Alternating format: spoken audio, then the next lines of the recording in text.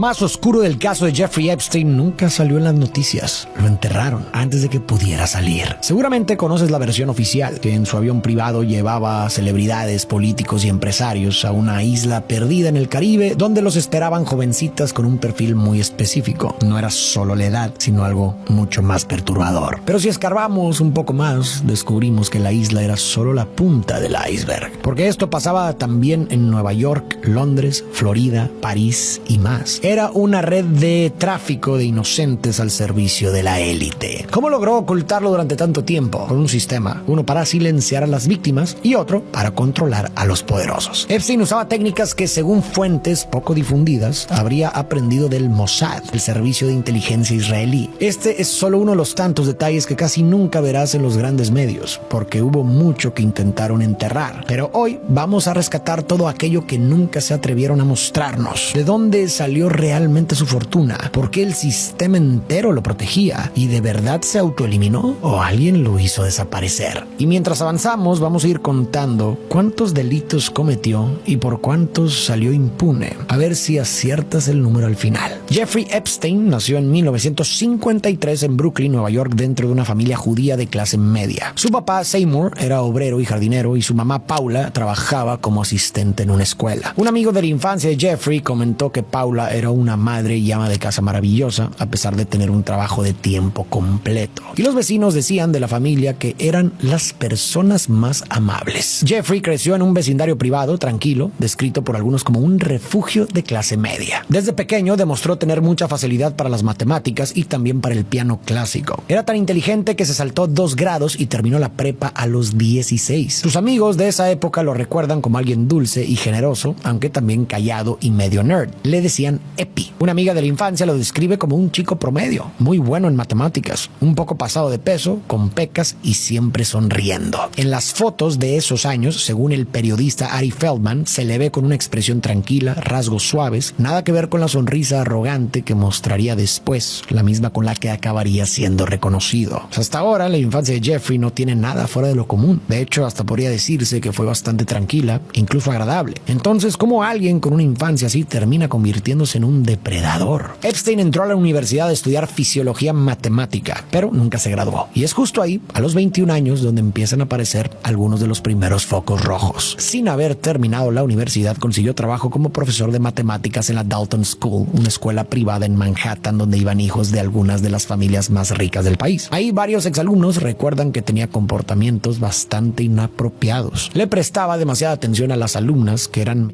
de edad e incluso asistía a fiestas donde coqueteaba abiertamente con ellas. Y aquí encontramos su primer acto cuestionable sin consecuencias. En una junta de la escuela, Epstein, con lo inteligente que era, impresionó tanto al papá de uno de sus alumnos que este lo recomendó con Alan Greenberg, CEO de Bear Stearns, una de las firmas de inversión más grandes y respetadas de Wall Street en ese momento. Esa conexión cambiaría su vida para siempre, pues poco después Epstein fue despedido de la escuela por bajo rendimiento y Greenberg no dudó en ofrecerle trabajo en Bear Stearns. Entró como asistente junior de un operador de bolsa, pero rápidamente destacó. Tenía talento para tratar con clientes millonarios y ofrecerles estrategias para pagar menos impuestos. Aquí encontramos su segundo acto cuestionable, jugando en la línea delgada de la ilegalidad. ¿Y recibió alguna consecuencia? No, al contrario, lo premiaron, lo hicieron socio limitado. Sin embargo, al poco tiempo metió la pata. En una de sus jugadas financieras, Epstein rompió una ley, lo que obligó a la empresa a despedirlo. Epstein fundó su propia empresa de consultoría. A veces trabajaba para gobiernos o millonarios ayudándolos a recuperar dinero perdido en fraudes financieros y otras veces trabajaba para quienes se lo habían robado. ¿Le cayó alguna sanción? De hecho, salió beneficiado. En ese negocio conoció a tanta gente poderosa que solo se haría más intocable. Aquí vale la pena hacer una pausa. La infancia de Jeffrey fue, hasta donde sabemos, aparentemente normal. Creció en una familia trabajadora, incluso cariñosa, en un vecindario tranquilo. Sus amigos lo recuerdan como alguien dulce y un alumno brillante, pero poco a poco su historia empieza a torcerse, empezando con su comportamiento con las alumnas En ese momento no hubo un delito claro, nada demasiado escandaloso, pero sí señales preocupantes. Comentarios fuera de lugar, demasiada atención a ciertas chicas, incluso asistir a fiestas donde coqueteaba con ellas. Tal vez no era ilegal, pero claramente inapropiado. Los alumnos lo notaron, lo recuerdan hasta hoy. Y sin embargo, nadie dijo nada. Después vino su habilidad para esquivar la ley. Amber Stearns se volvió experto en encontrar vacíos legales para que sus clientes pagaran menos impuestos. Tampoco era un crimen ni algo inusual en Wall Street, pero lo importante no es lo que hizo, sino lo que eso le enseñó. Que hacer trampas, y sabes cómo, además de ser válido, es premiado. Le dieron ascensos, lo hicieron socio y lo rodearon de gente poderosa. Y así con cada experiencia Jeffrey fue entendiendo que cruzar la línea mientras no te atrapen es aceptable o incluso ventajoso. Y que si nadie te frena, ¿para qué detenerse? El psicólogo social Roy Baumeister explica que casi todos tenemos tres ideas equivocadas sobre qué es realmente la maldad. Primero, solemos pensar que las personas son buenas o malas por naturaleza, como si eso fuera parte de su ADN. Bajo esa lógica, alguien bueno no puede hacer nada malo y alguien malo está condenado a siempre a actuar con maldad. Segundo, solemos creer que la maldad en su mayoría viene de sociópatas o psicópatas, gente sin empatía, sin culpa o sin alma, como si fueran una especie aparte. Y tercero, muchas películas nos han hecho creer que la maldad surge de un solo evento traumático en la infancia, como si algo se rompiera dentro de la persona y a partir de ahí ya no hubiera vuelta atrás. Pero Baumeister dice que la realidad es mucho más compleja y para entenderla hay que romper con esas ideas. Para empezar, la gran mayoría de los actos crueles no los cometen psicópatas o sociópatas. Solo un 5% de estos casos parece venir de personas que realmente disfrutan hacer daño. El otro 95% al parecer proviene de gente común que no se ve a sí misma como malvada ni cruel, sino que simplemente actúa por deseo, impulso o conveniencia. También deja claro que la moralidad no es algo con lo que se nace. Un bebé no sabe qué está bien ni qué está mal. Si quiere un juguete, lo agarra. Si algo le molesta, puede morder o empujar. No lo hace por maldad, sino porque nadie le ha enseñado lo contrario. Se sugiere que la moral se aprende con el tiempo a través de lo que enseñan los papás, los maestros y la sociedad. Y si nadie te explica que robar está mal, es probable que al crecer no lo veas como un problema. No porque hayas nacido malvado necesariamente, sino porque quizás nunca te enseñaron a distinguir. Y además, la moralidad no solo se forma durante la infancia. No es un chip que se nos instala cuando somos niños y ya nunca nada más cambia, sino que cada decisión que tomamos, grande o pequeña, va ajustando ese compás moral. En el caso de Jeffrey, tal vez sus padres sí le enseñaron que violar la ley está mal, pero si una y otra vez vivió experiencias donde romper las reglas no solo no tenía consecuencias, sino que traía premios, entonces su brújula interna se pudo haber desviado. No de golpe, pero sí poco a poco. Así que ser bueno o malo no es una categoría fija, no es algo que decides una vez y ya queda marcado, sino que es algo que se va construyendo con el tiempo a partir de decisiones. ¿Y qué significa todo esto? Que aunque sería más fácil etiquetar a Epstein como un simple sociópata, la verdad es mucho más incómoda. Es muy probable que no nació como un monstruo. Fue una persona ordinaria que con el tiempo fue cruzando límites y nunca enfrentó consecuencias. Y así cada vez fue cediendo un poco más a sus impulsos. Y como nadie lo frenaba,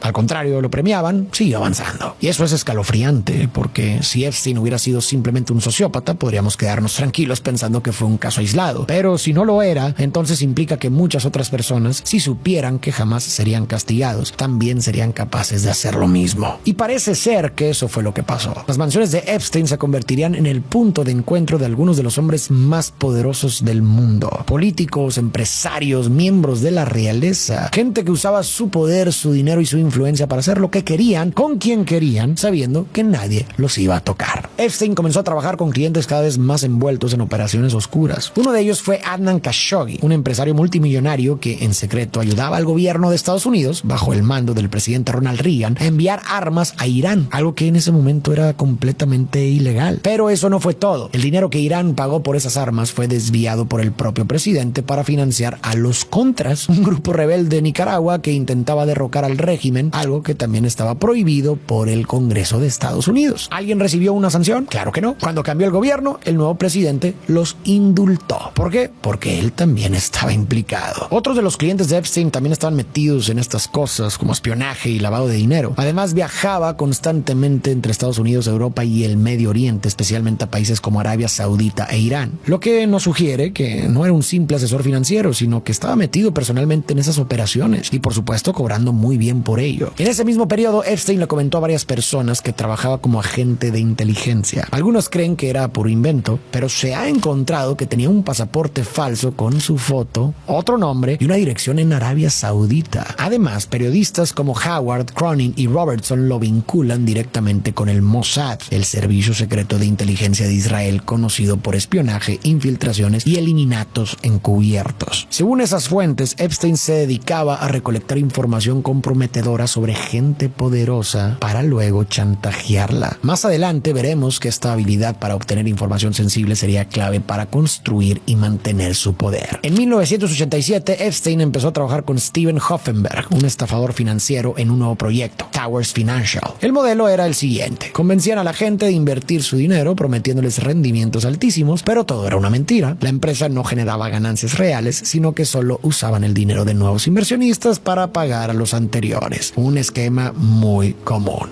un esquema Ponzi tal cual. Mientras tanto, ellos se quedaban con millones, viajaban en jets privados y llevaban una vida de lujo. Cuando el fraude se destapó, se reveló como uno de los más grandes en la historia de Estados Unidos, con un robo equivalente a casi $1,000 millones actuales. Y Epstein, como había salido de la empresa unos años antes, no fue condenado por nada. En 1988, Jeffrey Epstein fundó su propia firma financiera, J. Epstein & Company. Según él, solo aceptaba clientes con más de $1,000 millones. Pero hay algo que no cuadra. Hasta hoy no existe ninguna prueba de esos supuestos clientes. No hay registros, contratos ni nombres, excepto uno: Leslie Wexner, dueño de L Brands, la empresa detrás de Victoria's Secret. Y esto es importante porque Wexner es técnicamente la única razón comprobable por la que Epstein se volvió tan rico. Probablemente obtuvo mucho más dinero a través de sus fraudes, chantajes o posibles negocios de espionaje, pero como todo eso ocurría en la sombra, Wexner es el único vínculo público y legal con su fortuna. Epstein se convirtió en su asesor financiero de confianza, su mano derecha, y en 1991 Wexner hizo algo totalmente fuera de lo común. Le dio poder legal total sobre su dinero, lo que significa que Epstein podía firmar cheques, comprar propiedades y tomar decisiones financieras como si fuera el dueño. ¿Y cuánto dinero ganó Epstein por trabajar con Wexner? No hay una cifra oficial, pero sí podemos hacer una estimación razonable. Wexner tiene una fortuna cercana a los $8,000 millones según Forbes. Y en el mundo financiero es común que los asesores de grandes fortunas cobren entre el 0.5 y el 1% del total que administran cada año. Si Epstein cobraba un 1%, por ejemplo, eso serían $8 millones al año. Asimismo, Wexner le transfirió propiedades de altísimo valor, incluyendo la mansión de Manhattan, valorada en más de $70 millones.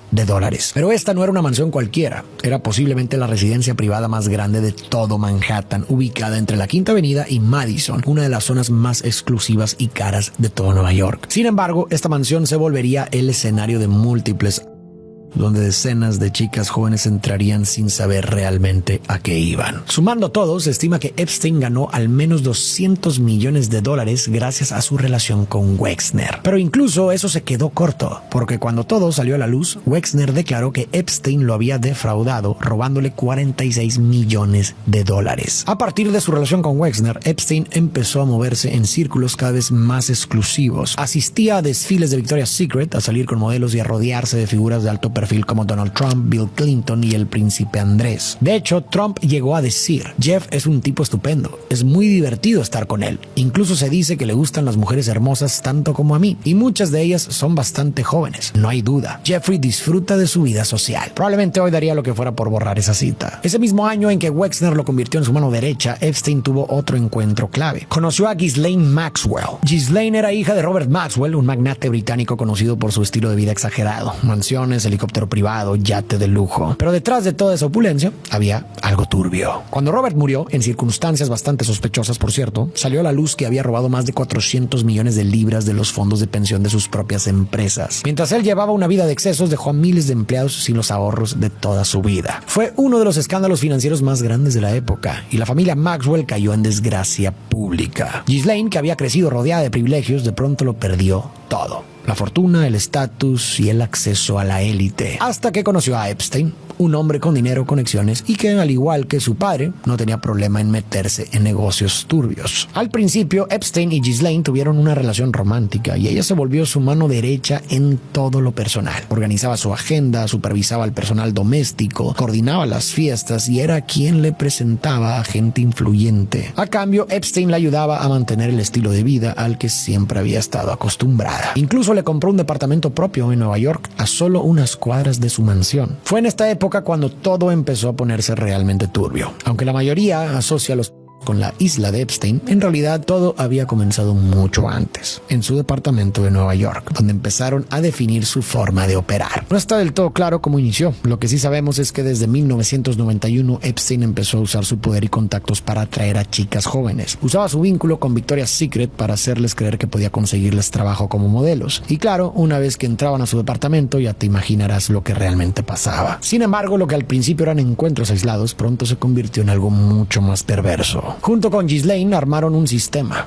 un manual sobre cómo acercarse a las chicas, qué decirles y cómo ganarse su confianza. Ya no era algo esporádico, ya era un sistema. Y no solo eso, hasta contrataron a una chica para ejecutar ese método. En los registros judiciales aparece bajo el nombre de Tiffany. Ella misma testificó que durante 9 años, de 1991 al 2000, ese fue su trabajo, reclutar chicas para Epstein. ¿Y a quiénes buscaban? A las más vulnerables, chicas de familias rotas, con historias de adicciones o abandono, sin dinero y sin casa, o simplemente solas en la ciudad sin nadie que las protegiera. Eso sí, todas tenían algo en común: eran demasiado jóvenes, tanto que ni siquiera sería adecuado llamarlas jovencitas. La palabra correcta sería, pero para que el algoritmo no se asuste, digamos jovencitas, y tú sabes a qué me refiero. Según el testimonio de Jane Doe, ella fue reclutada con apenas 13. Tiffany se acercó con ella diciéndole que Jeffrey estaba buscando modelos para probar ropa o participar en sesiones de fotografía. Le indicó que todo estaba bajo el sello de Victoria's Secret, mencionando que podrían surgir contactos en el mundo de la moda. La entrevista informal se haría en el departamento de Epstein, donde supuestamente le darían más detalles y le enseñarían cómo prepararse. Una vez en la mansión, fue llevada a una habitación donde Epstein la obligó a hacer actos,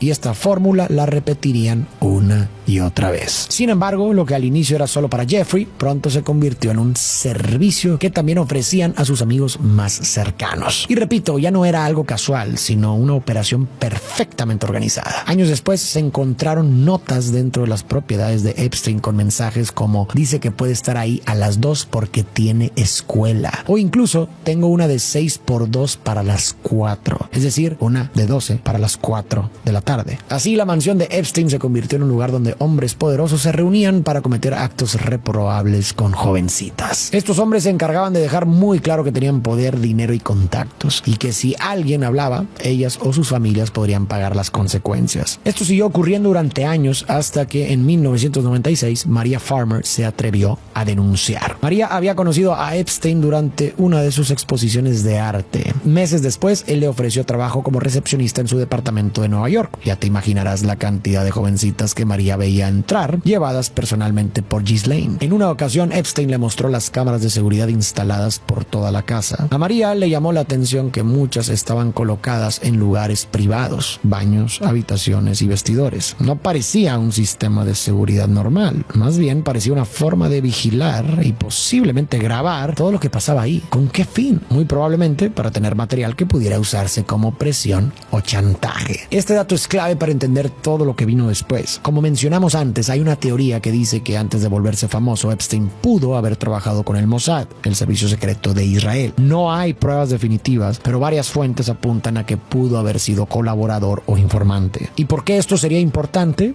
Porque el Mossad, como muchas agencias de inteligencia, ha sido conocido por usar un método muy efectivo para controlar a figuras poderosas: el chantaje. Los atraen a situaciones comprometedoras, los graban y luego usan ese material como herramienta de presión o protección. Entonces, si Epstein realmente grababa lo que ocurría con sus invitados, esa podría ser la clave de cómo logró salirse con la suya durante tantos años. Si tenía a políticos, empresarios o celebridades registrados en situaciones delicadas, les quitaba cualquier posibilidad de delatarlo. Y si alguno se atrevía a traicionarlo, tenía con qué callarlo. En 1996, Maria estaba trabajando en una obra de arte que Epstein le había encargado. Un día, mientras se hospedaba en una de sus propiedades, Ghislaine entró a su habitación y le dijo: a Jeffrey le gustaría que le des un masaje en los pies. A Maria le pareció extraño, pero no supo cómo decir que no. Luego Epstein le pidió que se sentara junto a él en la cama. Ella dudó, pero terminó haciéndolo. Entonces Ghislaine se sentó al otro lado y entre los dos empezaron a tocarla. Maria quería salir corriendo, pero estaba paralizada. Mientras Epstein la manoseaba, Ghislaine intentaba calmarla, le acariciaba el brazo y le susurraba que todo estaba bien. Después de eso, Maria llamó a la policía de Nueva York y al FBI para denunciar la agresión. Los agentes tomaron su declaración y parecían genuinamente preocupados. Pero pasaron los días y ¿qué pasó?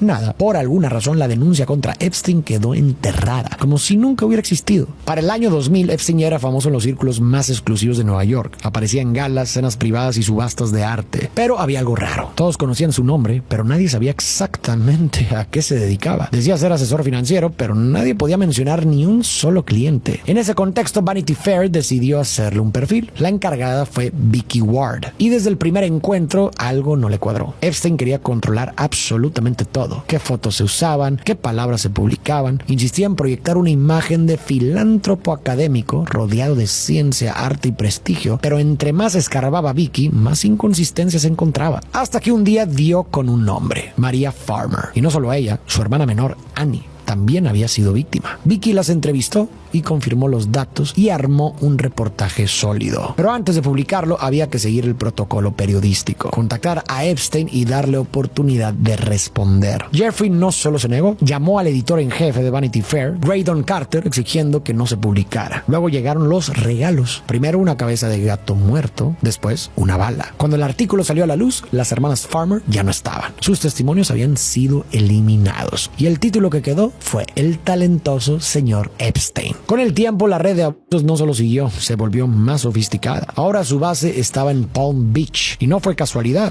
Palm Beach es una isla separada del resto de Florida, conectada solo por unos pocos puentes. Un lugar exclusivo, casi inaccesible, perfecto para esconder lo que realmente pasaba. Lo más inquietante es que su mansión estaba a solo unos minutos de una zona mucho más humilde. El terreno perfecto para encontrar chicas vulnerables con necesidades económicas o afectivas que Epstein sabía exactamente cómo aprovechar. Para entonces esto ya no era solo una mujer reclutando, sino una red completa. Tenía chicas infiltradas en preparatorias de bajos recursos. Les pedían que identificaran a otras jóvenes que parecieran necesitadas. Luego se les acercaban con una oferta. ¿Quieres ganar $200 para dar un masaje de 30 minutos? Estaban desesperadas y era dinero fácil, así que muchas aceptaban. Pero al llegar a la casa se encontraban con que en la mesa de masajes Jeffrey estaba completamente desnudo. Lo que pasaba después podemos imaginarlo. Y al final Jeffrey les decía, aquí están tus $200 y otros 200 para la chica que te trajo. Esto siguió por años hasta que en 2005 una jovencita le confesó a su madrastra que un hombre rico la había tocado. La mujer llamó a la policía y comentó que sospechaba que su hijastra no había sido la única. La policía investigó a Epstein durante más de un año, pero en el camino Michael Reiter, el jefe de la policía, notó algo preocupante. Barry Krischer, el fiscal estatal, es decir, la persona que representa al estado y decide qué cargos presentar, estaba siendo demasiado blando con el caso. Así que Ritter decidió escalarlo y pidió ayuda al FBI.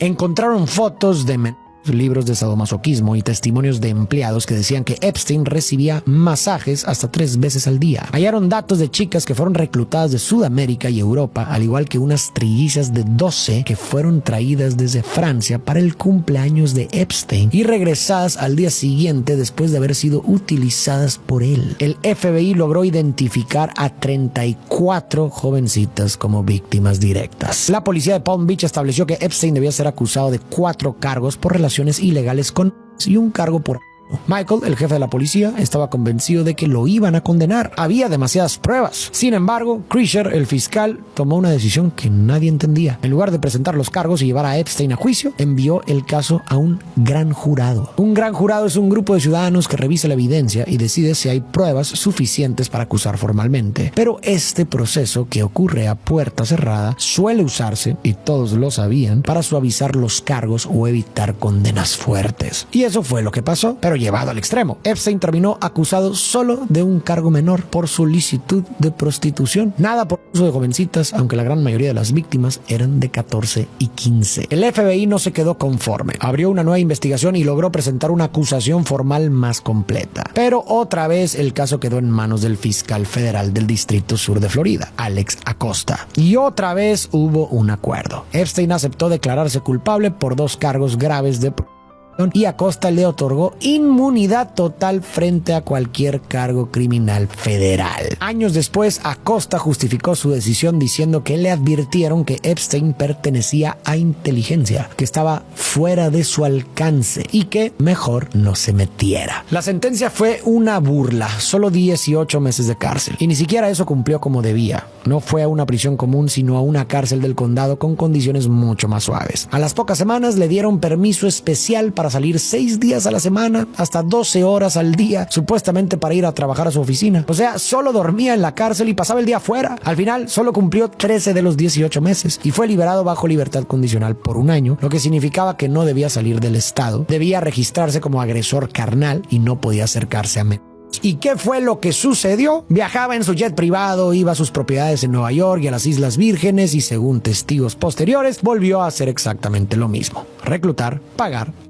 y encubrir. Y como si todo eso no fuera suficiente, Epstein todavía tuvo tiempo para algo más: jugar un papel clave en la crisis financiera de 2008. Esa que dejó a millones sin casa, sin trabajo y sin ahorros. No le bastó con arruinar vidas en privado, sino también ayudó a hundir la economía global. Entre 2000 y 2007, Epstein fue presidente de una empresa llamada Liquid Funding, que se dedicaba a prestarle dinero a bancos y otras instituciones financieras. Hasta ahí, todo normal. Pero bajo su dirección introdujeron una supuesta innovación. Empezaron a aceptar otro tipo de garantías para asegurar esos préstamos. Antes se usaban activos sólidos como acciones o bonos, pero la empresa de Epstein empezó a aceptar paquetes de hipotecas, o sea, deudas de personas comunes que estaban pagando su casa a plazos. La lógica era que si las personas seguían pagando mes con mes, entonces el préstamo estaba asegurado. Pero había un gran problema: muchas de esas hipotecas eran riesgosas, otorgadas a gente que probablemente no iba a poder seguir pagando, y aún así se vendían como inversiones seguras. Y entonces pasó lo inevitable: miles de personas dejaron de pagar sus hipotecas y esas garantías ya no valían nada. El sistema entero colapsó. Bancos quebraron, el mercado se desplomó y así empezó la crisis del 2008. Claro que Epstein no fue el único culpable, claro que no, pero sí ayudó a construir una de las piezas clave del desastre. Y como en casi todo lo que hacía, salió intacto. Sin nadie que lo frenara, Epstein llevó su operación al siguiente nivel: una isla remota en el Caribe llamada Little St. James. A bordo de su jet privado, Epstein, sus cómplices y sus invitados trasladaban a jovencitas. Algunas venían de Estados Unidos, otras de Europa y Sudamérica. Una vez en la isla, las víctimas quedaban aisladas, sin forma de salir, mientras Epstein y sus invitados las usaban como parte de su entretenimiento. ¿Y quiénes eran esos invitados? Bueno, la lista sugiere que Bill Clinton, Kevin Spacey, el príncipe Andrés, Chris Tucker, Alan Dershowitz y muchos más. Claro que hay que decir que estar en la isla no significa automáticamente que hayan cometido un delito. De hecho, un electricista que trabajó ahí dijo que aunque vio a varios hombres con jovencitas, también hubo quienes solo comían algo, conversaban y se iban. Lo que esta información sí revela es quiénes mantuvieron una relación con Epstein incluso después de que las acusaciones de a jovencitas y su registro oficial como agresor carnal se hicieron públicas, y lamentablemente también con sus...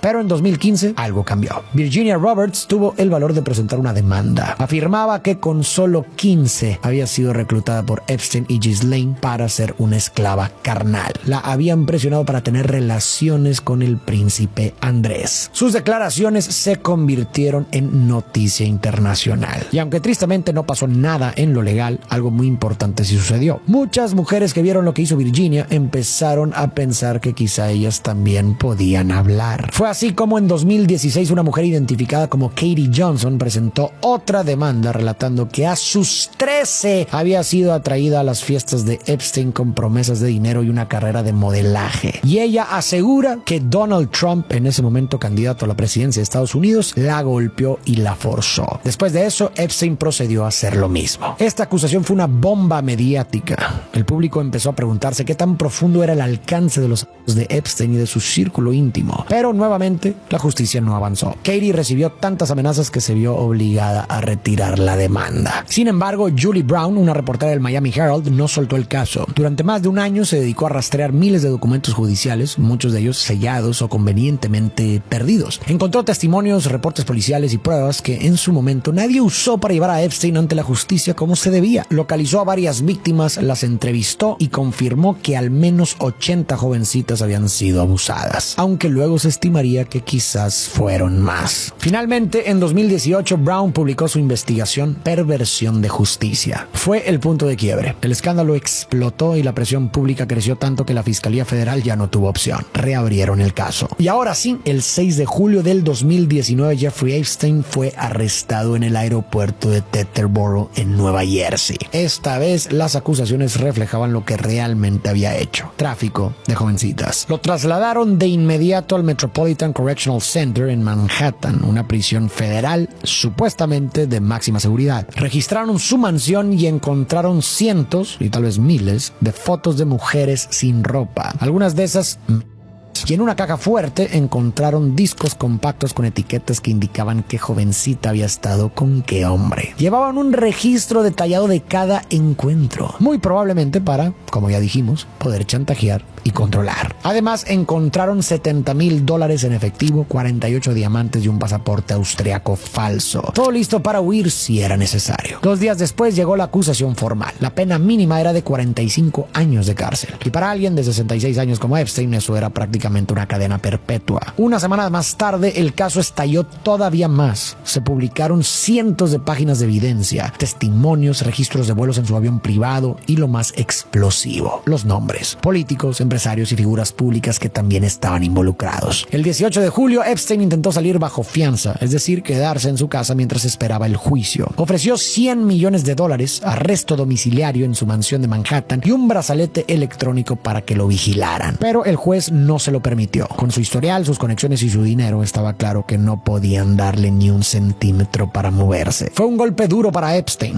un hombre que durante años había doblado la ley a su favor, ahora se daba cuenta de que ya no tenía privilegios ni salidas. Al día siguiente, el 19 de julio, la presión pública dio resultado. Alex Acosta, ese fiscal que en aquel entonces había hecho su trabajo de manera vergonzosa y que fue premiado como secretario de trabajo de Donald Trump, se vio obligado a renunciar. Unos días después ocurrieron una serie de circunstancias muy particulares. Cuando Epstein fue llevado a la cárcel, se había establecido que tendría un compañero de celda y que los guardias debían revisarlo cada 30 minutos. Pero la noche del 9 de agosto, su compañero fue trasladado y nadie ocupó su lugar. Además, los guardias se quedaron dormidos durante casi 3 horas y más tarde falsificaron los reportes para encubrirlo. Por si fuera poco, 2 cámaras frente a la celda dejaron de funcionar y una tercera tenía el material dañado. A la mañana siguiente, el 10 de agosto, mientras repartían el desayuno, encontraron a Epstein inconsciente en paro cardíaco. Estaba de rodillas con un pedazo de sábana atado al cuello. Lo llevaron al hospital, donde fue declarado muerto a las 6:39 de la mañana. Pero ni siquiera su muerte fue manejada correctamente. Movieron el cuerpo sin tratar la celda como una escena del crimen, como exige el protocolo. Ni siquiera lo fotografiaron tal como lo encontraron. Todas estas irregularidades, los guardias dormidos, los reportes falsificados, las cámaras que fallaron, el protocolo que no se siguió, han alimentado las teorías de que Epstein no se autoeliminó, sino que fue eliminado. Y no sería tan descabellada esta teoría porque su muerte definitivamente beneficiaba a muchos. Epstein tenía información sobre hombres poderosos con dinero, influencia y mucho que perder si todo salía a la luz. Con su muerte ya no habría juicio, ni más nombres, ni más testimonios. El caso podía cerrarse sin más consecuencias. Y hay un detalle más que alimenta las dudas. Epstein fue la primera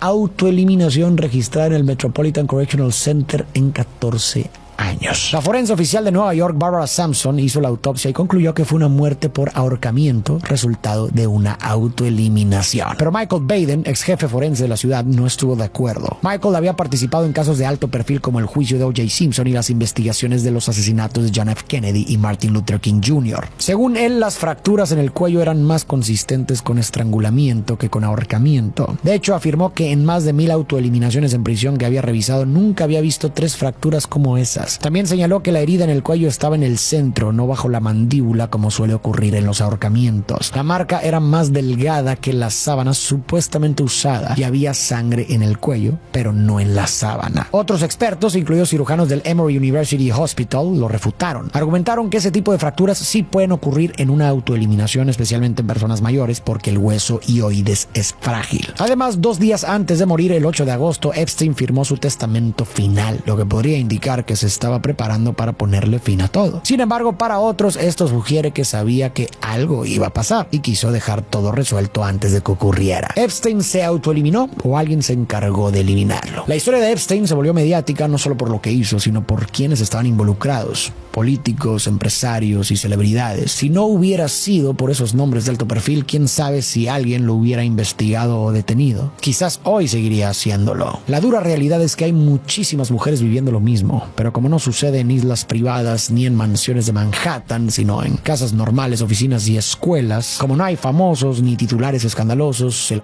simplemente pasa desapercibido. Nadie investiga, nadie se indigna y nadie lo detiene. Según la ONU, casi 1 de cada 3 mujeres en el mundo, unas 736 millones, ha sufrido física o carnal en algún momento de su vida. UNICEF calcula que más de 370 millones de pequeñas han sido víctimas de carnal en su infancia. En Estados Unidos ocurre una agresión carnal cada 68 segundos. En México, solo en 2021 se registraron 1.7 millones de delitos carnales contra mujeres, lo que equivale a 243 intimaciones al día. Sin embargo, estas cifras son apenas la punta del iceberg, porque la mayoría de las víctimas ni siquiera denuncia. Sería fácil y hasta cómodo etiquetar a Epstein como un sociópata, inhumano o una anomalía, pero viendo las cifras es evidente que no fue una excepción. Sin embargo, como vimos antes, las personas que hacen daño no nacen así. Sí, pueden tener mal manejo de emociones, falta de empatía o impulsos peligrosos, pero eso por sí solo no basta para convertirse en... Lo que parece más fundamental es que cruzan una línea y nadie dice nada. Cruzan otra y los premian. Cruzan una más y entienden que pueden hacer lo que quieran sin consecuencias. Porque la moralidad se aprende y hoy con nuestro silencio, nuestra indiferencia y la impunidad que dejamos pasar, lo que muchas veces se aprende no es empatía ni respeto, sino que la vida funciona y que se puede repetir sin freno. Esto no es en lo absoluto una justificación de lo que hizo Epstein. La responsabilidad de sus decisiones y actos recae en él. Pero si como sociedad de verdad queremos evitar que casos así se repitan, entonces tenemos que cambiar las condiciones que los hacen posibles.